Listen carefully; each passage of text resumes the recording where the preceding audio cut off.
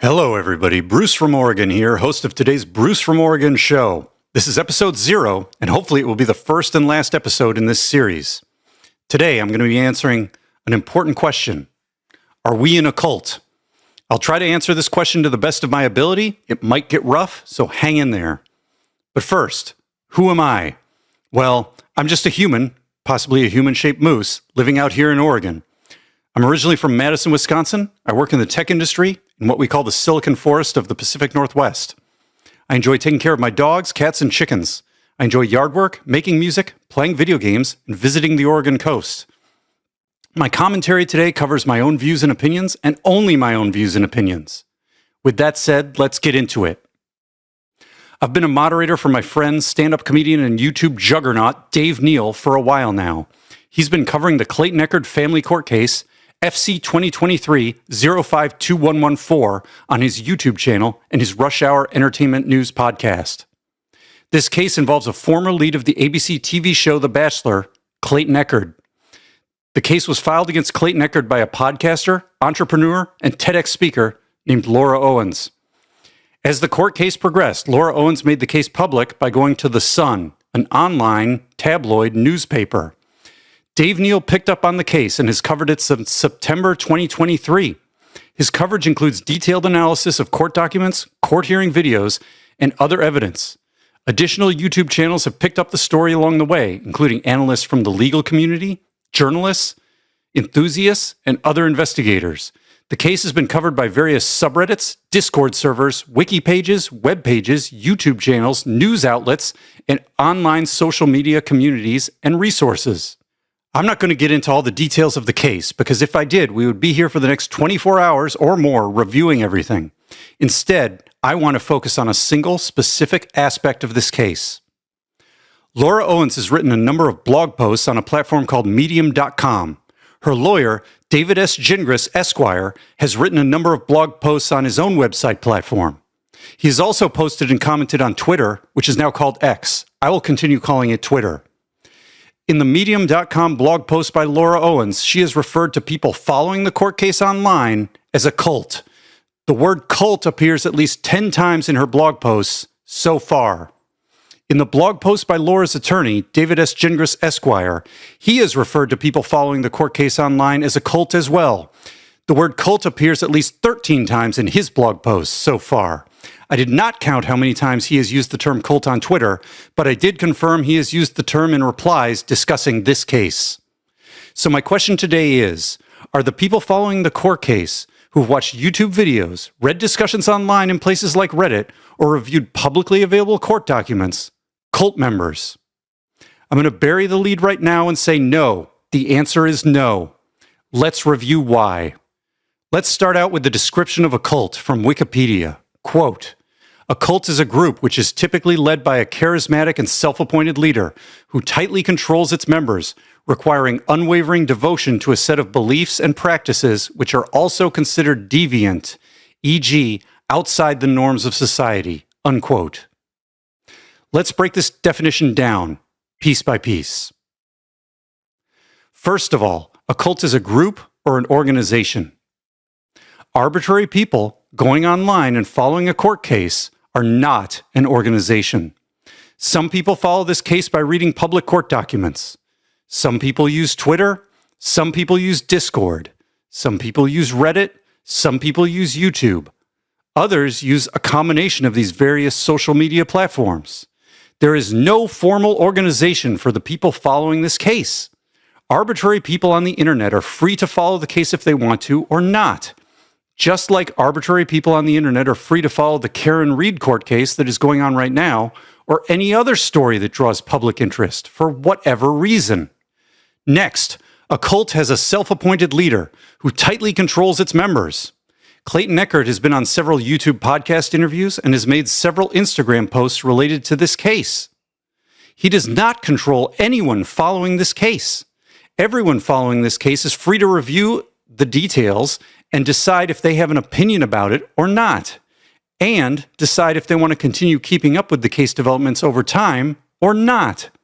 Similarly, YouTube channels that are covering the case, like Dave Neal's channel, have no control over the audience that views their videos. Channel subscribers or YouTube audiences can elect to watch Dave's videos or not. People like Clayton Echard or Dave Neal have no control over observers like myself. They are not my employer. They do not control my finances, my food, my water, my shelter, or any other aspect of my life, or the lives of their audiences. Next, a cult requires unwavering devotion to a set of beliefs and practices which are considered deviant, e.g., outside the norms of society.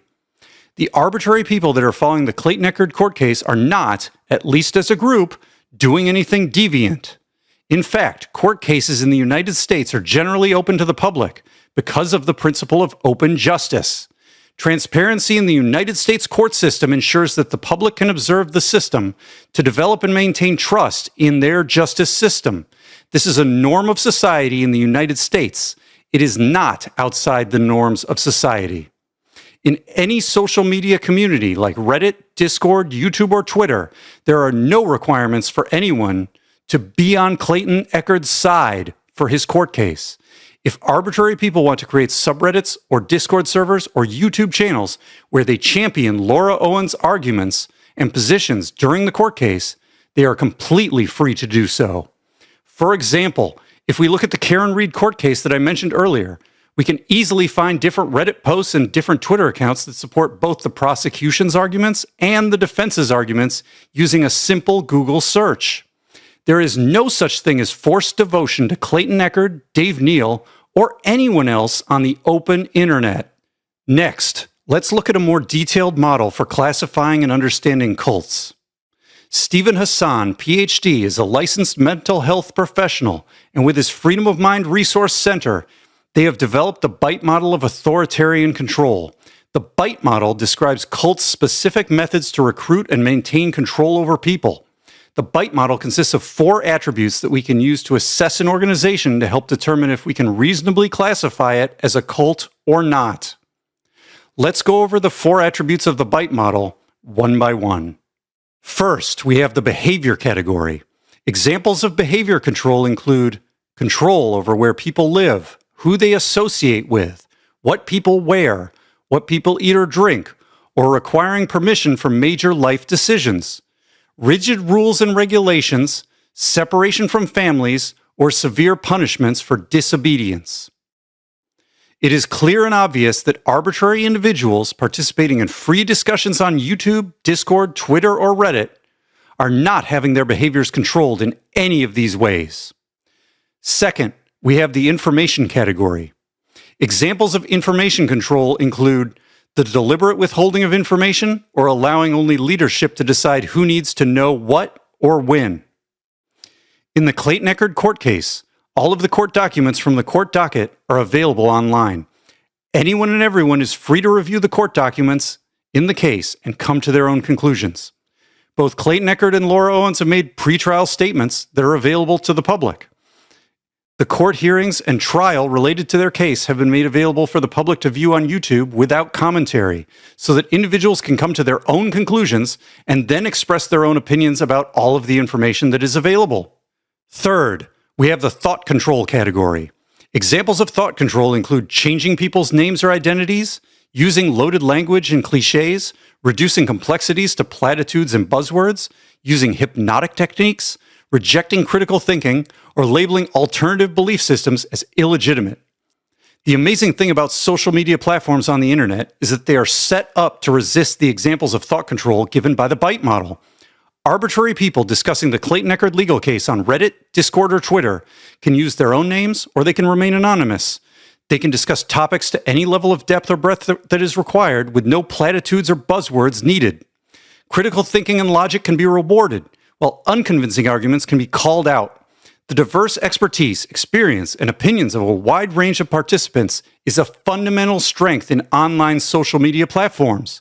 Alternative viewpoints or theories can be freely published with new posts, new subreddits, new Discord servers, or new Twitter posts.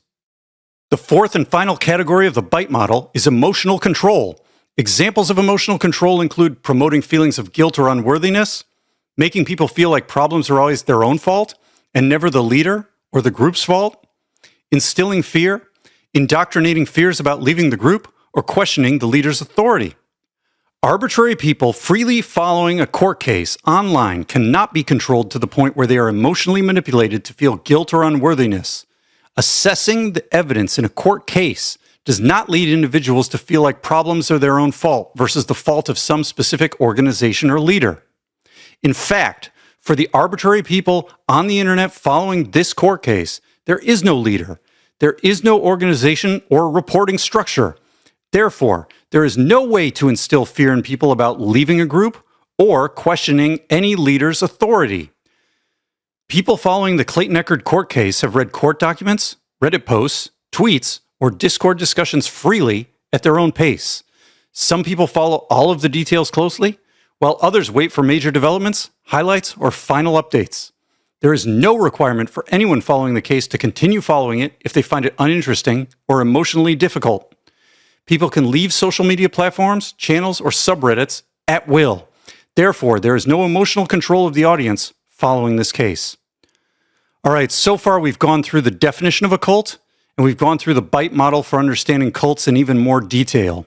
It should now be painfully clear and obvious that without an organization and leader, and without conformance to the BITE model, the arbitrary people from the internet reviewing the Clayton Echard court case are in no way, shape, or form a cult. My reason for going over the definition of a cult and the attributes of the BITE model in detail is not only to demonstrate that there is no cult in this situation at all, but to help people better understand specific examples of the terrible, damaging, awful things that cults can do to their members and victims, and how they do that.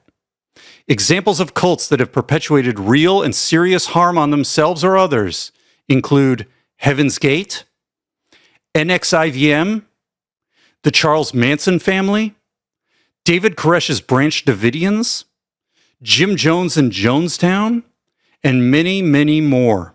These are all BITE model consistent cults that have done horrible, unspeakable things to real victims.